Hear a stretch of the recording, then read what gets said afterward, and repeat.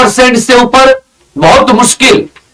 जिस बच्चे के पास ज्यादा है अच्छे, उसका एक कारण यह भी है कि उसके मैथ रीजनिंग बहुत स्ट्रांग है। और हिंदी तो खैर कोई इतनी नहीं थी, लेकिन कुछ नए टॉपिक ऐड हुए तो 5-6 क्वेश्चन हर एक शिफ्ट में अच्छे थे। फिर इसके आधार पर जब आपने सिलेबस बना लिया तो टॉपिक वाइज आपके पास लिस्ट बनाकर अपना एक स्टडी प्लान बना लो। अभी से क्या बना लो? एक स्टडी प्लान। कम से कम फिक्स टाइम टेबल, डेली 8 से 10 घंटे आपको डेली 8 से 10 घंटे देने पड़ेंगे। 8 से 10 घंटे रोजाना, मतलब इसमें चाहे कुछ हो जाए दुनिया में, यह टाइम टेबल आपको छोड़ना नहीं है।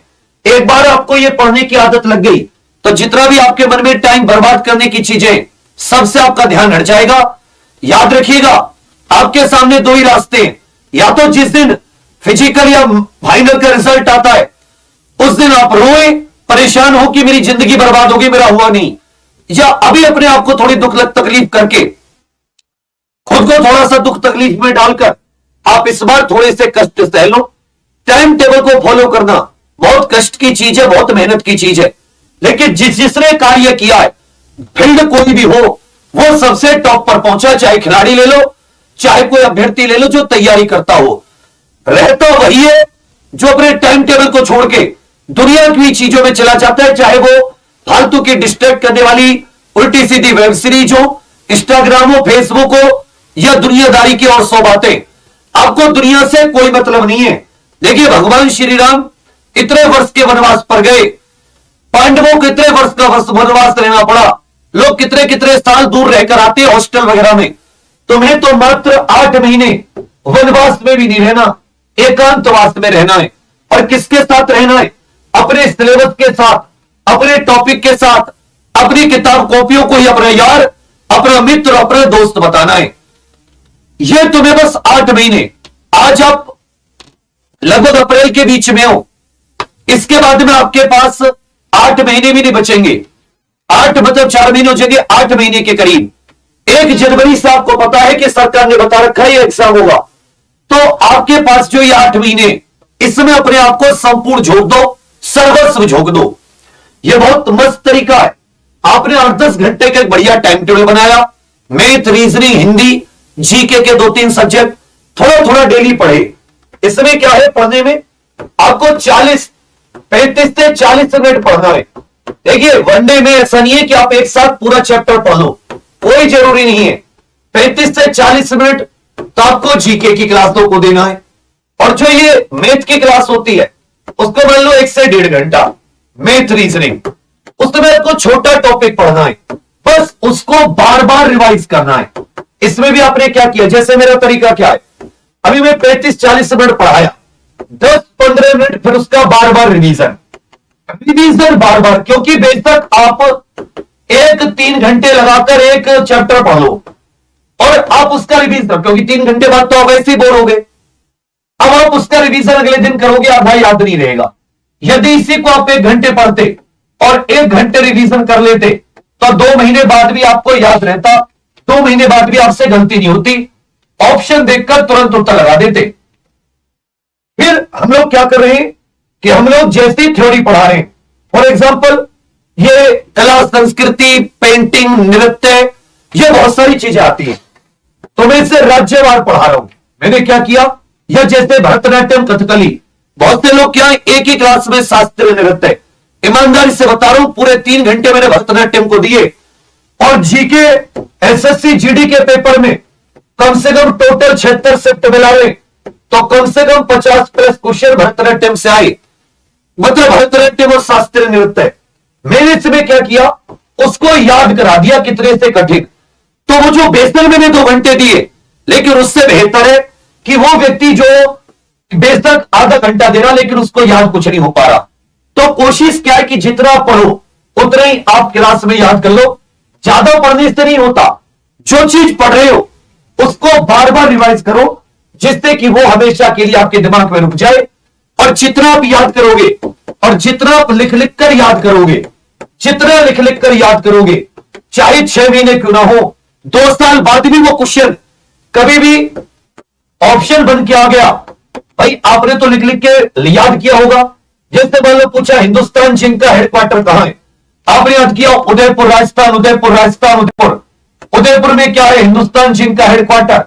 तो जब ये ऑप्शन में आएगा कभी भी, तो कोई माई का लाल नहीं है जो आपको रोक दे इसका उत्तर सही उत्तर देने में।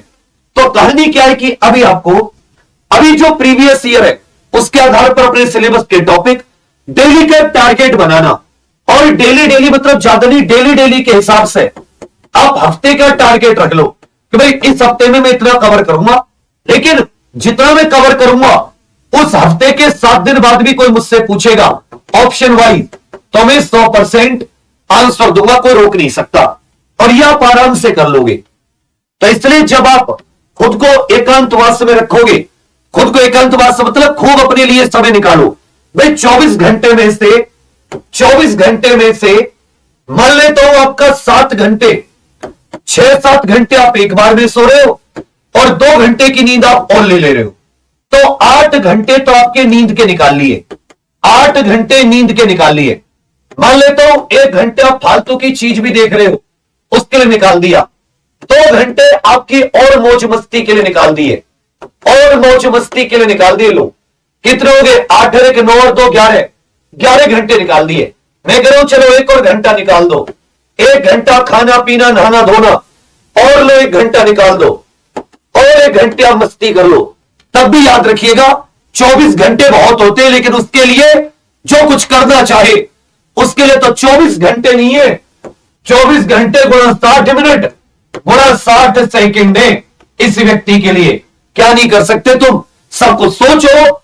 तुम्हारे लिए 24 में से 8 घंटे नींद के निकाल दिए, 1 घंटे तुम्हारे ये व्हाट्सएप और दुनिया भर की चीजों के लिए निकाल दिए, 2 घंटे तुम्हारे मौज मस्ती यारी दोस्ती के लिए निकाल दिए, 1 घंटे तुम्हारे घर वाले बाबू शोरा से बात करने के लिए निकाल दिए, और 1 घंटा चलो तुम्हारे लिए और मैंने छूट दे दी, गुरुजी हो ना तुम्हारा इतना तो ख्याल है, और निकाल दिया। 2 1 3 1 4 1 5 और 8 13 घंटे निकाल दिए। 24 में से 13 घंटे मिला, घटा दो, फिर भी आपके पास 11 घंटे बचे। मैं तो पढ़ने के केवल 10 घंटे मांग रहा हूं, 10 घंटे पढ़ाई को नहीं दे सकते क्या? केवल 10 घंटे। सोचो इतना समय निकाल दिया तुम्हारे लिए। कोई अगर मेहनती बच्चा होता, घर से परेशान भी होता, पैसे की कमी भी होती ना, तो भी 8 घंटे की नींद लेकर और 2 बार में ले लो, एक बार में 6 घंटे की, एक बार में 2 घंटे की, 2 1 3 1 4 1 5 घंटे की, कोई 5 से 6 घंटे की पार्ट टाइम नौकरी करके भी अपनी पढ़ाई को 8 से 10 घंटे दे देता। और कोई पार्ट टाइम नौकरी नहीं मिले तो ऐसा कोई गांव शहर नहीं है जहां मजदूरी की नौकरी ना मिलती हो, तब भी डेली 300-400 रुपए कमा के 5 दिन करके महीने में 1500 रुपए 2000 रुपए इकट्ठे करके अपनी पढ़ाई को दे सकता है। करने वाला व्यक्ति हो, पार्ट टाइम के लिए भी अगर 5-6 घंटे करे, 8 घंटे सोए, तब भी वो 8 से 10 घंटे पढ़ाई के निकाल दे।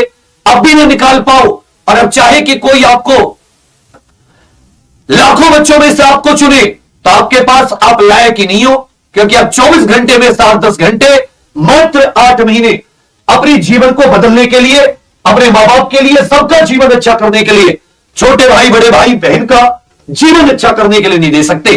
तो अगर तुम लोग डेली 8 से 10 घंटे मात्र 8 महीने नहीं दे सकते, तो भूल जाओ कि तुम किसी वर्दी या किसी सरकारी नौकरी लायक हो। और ये तो वो व्यक्ति भी कर सकता है जो कहीं पार्ट टाइम नौकरी कर रहा है। कहीं नौकरी करके भी आप खूब, जो नहीं कर रहा मां बाप के पैसे पर है, वो खूब मौज भी लेगा ना, खूब मौज भी ले ले, तो भी उसके लिए 10 घंटे।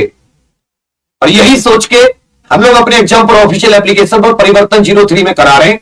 परिवर्तन 3.0 में 7 से 8 घंटे क्लास चलनी है, और उसके बाद 2-3 घंटे का रिवीजन, क्योंकि जीके इत्यादि जो है वो क्लास में याद, ज्यादातर चीजें क्लास में, हर चीज के chapter wise hand written notes, चाहो तो प्रिंट आउट करा लो, नहीं तुम्हारे हाथों में दर्द हो जाता है नोट्स बनाने से, अब चाहो तो ये नोट्स प्रिंट आउट करा लो।